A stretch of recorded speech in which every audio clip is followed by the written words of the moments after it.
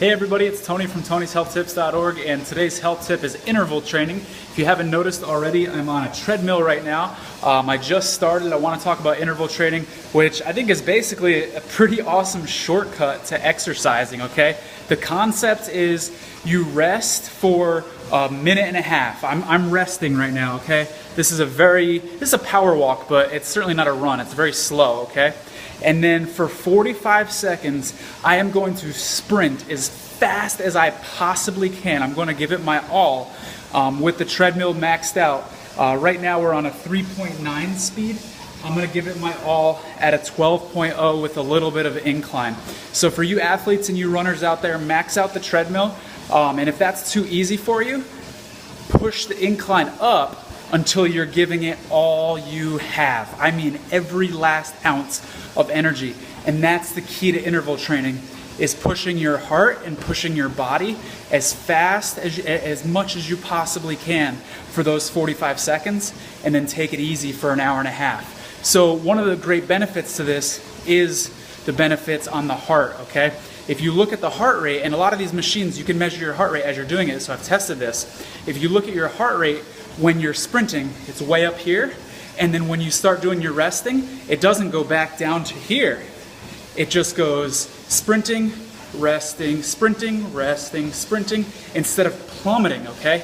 So you're getting the benefits of cardio by having your heart rate elevated the whole time, but it's easier on your knees, it's easier on your heart, and it burns way more calories. Now the machine that we're on today does track how many calories are burned, okay? But this is an estimate, folks. It doesn't really know how many calories you burned.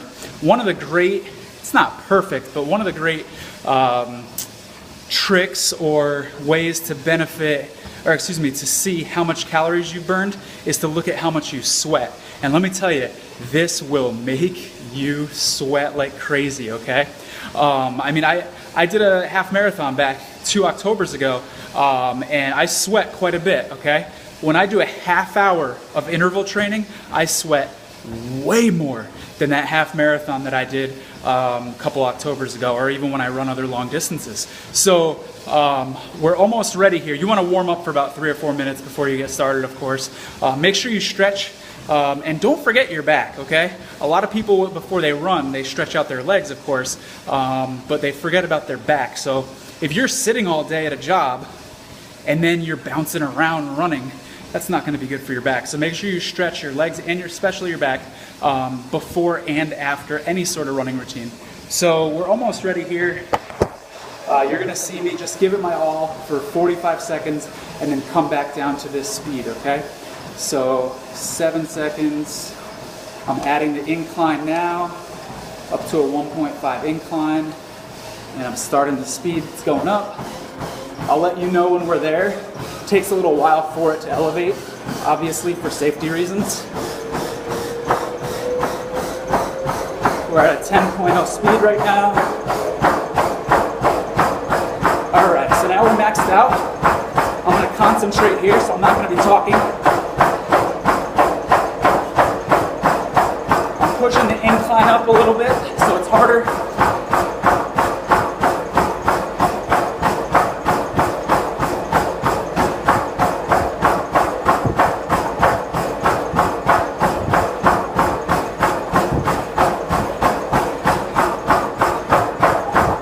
All right, there's my 45 seconds. I'm bringing it down.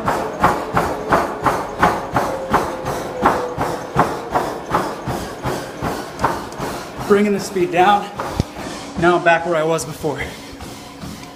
So again, do this for about 20 minutes, half hour.